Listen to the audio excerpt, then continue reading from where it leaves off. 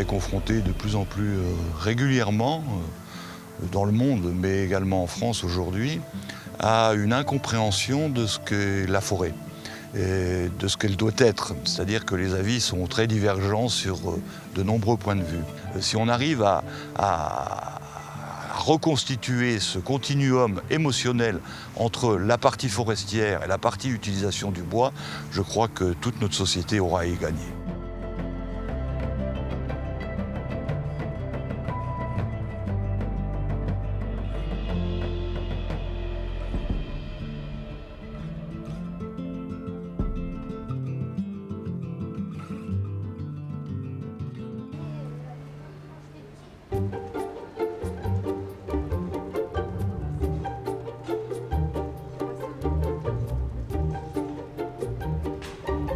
C'est vrai qu'à Sélestat, il y a cette particularité d'avoir dans nos archives municipales un registre de comptes qui date de 1521, qui est manuscrit, qui nous replonge à la sortie du Moyen-Âge où on découvre que les Sélestadiens et les habitants d'Alsace centrale avaient l'habitude d'aller couper le sapin 3 jours, comme j'aime bien le dire, 3 dodos avant Noël.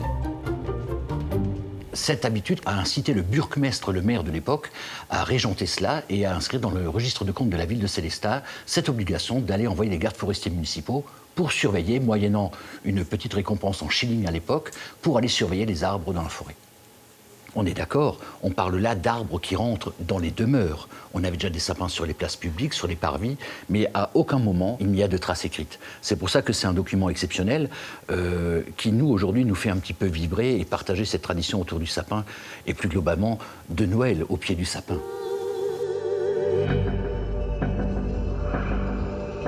Le sapin, on le célèbre finalement, on le coupait le jour du solstice d'hiver, le 21 décembre. Parce qu'à l'époque, on n'expliquait pas pourquoi le jour diminuait.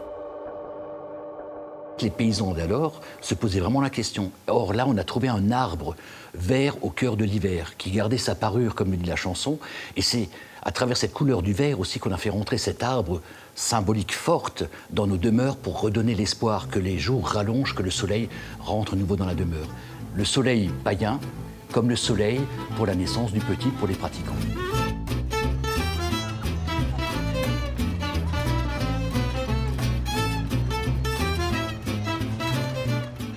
C'est le sapin des Vosges qui est à l'origine de la tradition du sapin de Noël.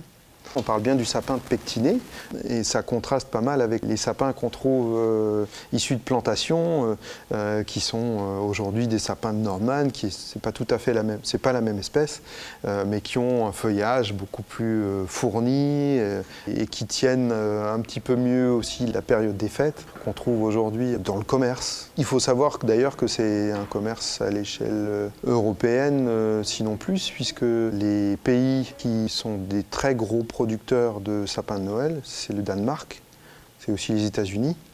Et des fois, il y a des sapins de Noël qui traversent l'océan Atlantique. Et je suis tombé même un jour sur un bouquin d'économie sur les plantations de sapins de Noël. Donc c'est vous dire à quelle échelle ces plantations de sapins de Noël peuvent se faire, quoi.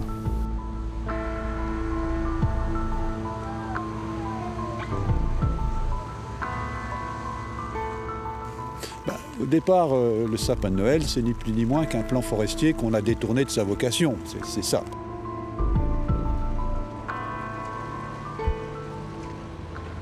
Ensuite, les variétés, c'est au départ l'épicéa, parce que c'est ça le vrai sapin de Noël au départ, c'est un épicéa commun. Et puis ensuite, le Norman, c'est un autre conifère qui, lui, n'a pas d'odeur, mais il a cet avantage incontestable de garder ses aiguilles beaucoup plus longtemps. Et en France, on a commencé à en planter. Petit à petit, il a grignoté la part de l'épicéa. Aujourd'hui, il fait 70% du marché et l'épicéa n'en fait plus que 20%, un petit peu plus de 20%. Puis il y a aussi d'autres essences qui sont arrivées sur le marché. Le nobilis qui lui aussi garde ses aiguilles et sent très bon. Puis il y a d'autres essences secondaires.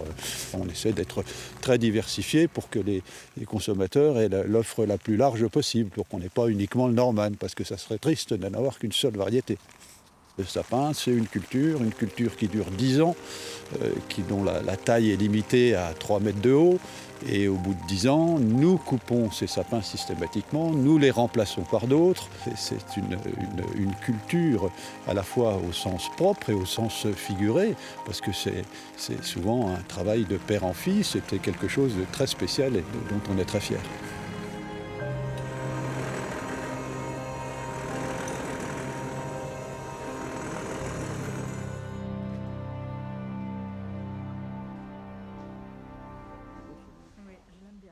Moi, de tout temps, le sapin, c'est le symbole de Noël. Je dirais, il ne peut pas y avoir un Noël sans sapin.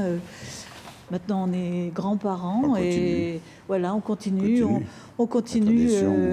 la tradition de Noël avec les petits-enfants. Donc, on met des guirlandes, des bonbons, plein de gourmandises. Il fait partie de la famille et quand on le quitte, moi, j'ai presque une larme à l'œil parce que ça me fait mal au cœur. Il faut qu'il soit là. J'étais un petit peu effarée quand j'ai entendu le maire de Bordeaux qui voulait supprimer l'arbre de Noël. Pour moi, nous on fait très attention, on fait le maximum, mais les sapins de Noël sont plantés pour être des sapins de Noël. Donc même si leur vie est brève, cette vie-là apporte quand même de l'oxygène. Puis maintenant, on les recycle, donc leur vie n'est pas perdue. Donc moi je suis totalement pour les sapins de Noël vrais.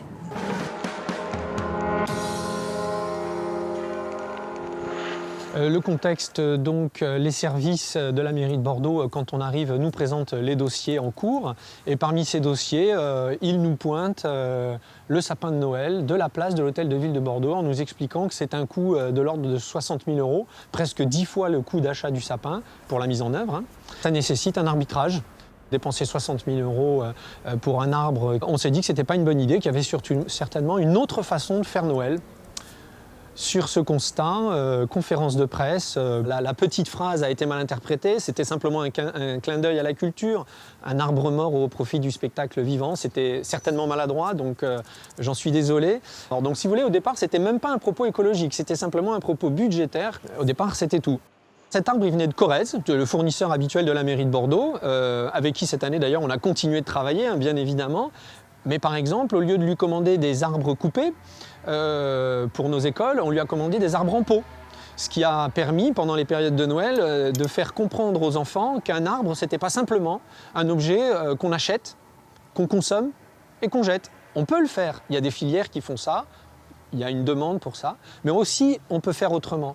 Et nous, notre rôle, c'est d'éveiller peut-être les consciences, c'est un peu présomptueux, mais en tout cas au moins de questionner.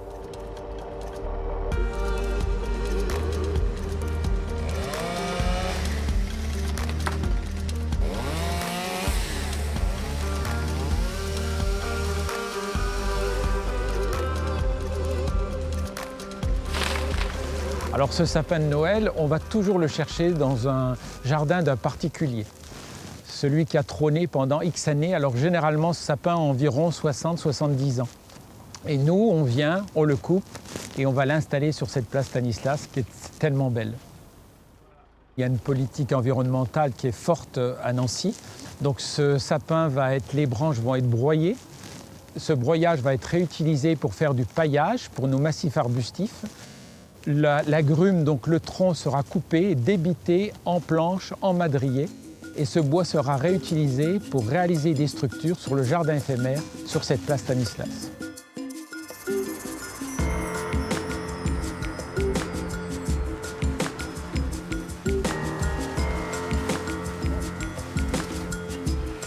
Tous les sapins qui ont été utilisés pendant les fêtes par les Nancéens sont déposés dans des points de collecte. Et nous, le service du Nancy Ville Propre, on collecte les sapins, on les ramène aux serres municipales. Et ensuite, ça passe dans un broyeur et ça fait des copeaux. Et c'est ce qui sert aux jardiniers, aux paysagistes pour arborer les massifs en ville. La collecte est faite par les chantiers d'insertion de la ville de Nancy. Et c'est aussi un aspect, un projet citoyen, avec le citoyen qui est respectueux de son environnement et qui est sensibilisé à la gestion des déchets. Ça permet aussi à des collègues en insertion de découvrir un métier en lien avec la nature. Ça peut ouvrir des portes vers des métiers du paysagisme, de l'horticulture ou autre. Et sur certains, ils arrivent à décocher un job justement dans ce milieu-là. Et ils sont à la nature, à l'air libre, ils ne sont pas enfermés dans une usine. Voilà.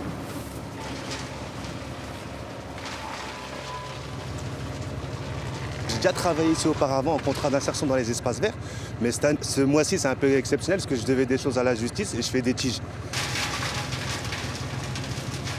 Franchement, quand j'y repense que la terre en ce moment elle a besoin de recyclage, ce qui est fait comme action c'est très positif parce qu'auparavant, ce que j'ai entendu, les sapins ils allaient directement à l'incinérie et maintenant, Dieu merci, il y a un système de recyclage. Rien ne se perd, rien ne se crée, tout se transforme. C'est bien, la terre, on ne va pas abattre non plus des autres espèces. Si on peut recycler et puis en servir par le compost, on a une utilité 100%, une efficacité 100% et puis c'est magnifique. C'est un projet qui dure pendant 1 mois. Et à la fin de ce projet, on a une petite tradition entre nous, c'est de compter le nombre de sapins. Donc la première année, on avait 3 sites de collecte. On récupérait, mettons, 500 sapins en moyenne. Aujourd'hui, on en récupère 500 pratiquement par jour, parce que c'est aussi le symbole d'une prise de conscience collective. Il y a aussi un virage aujourd'hui par rapport à notre société, qui de plus en plus, je pense, est dans l'esprit de recycler, de donner une seconde chance, une seconde vie. Et donc, il n'y avait personne d'autre pour moi que les personnes en réinsertion pour incarner justement ce projet. Et on les valorise.